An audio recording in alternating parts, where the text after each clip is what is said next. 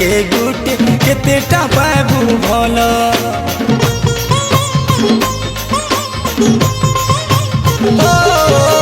तोर लगिलो प्रेम पिराती दुई दिनिया खेल आज के गुटे कल के गुटे केतेटा पाबू भल देवी ते बोली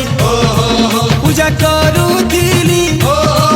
अरे देवी के बोली पूजा करू दिली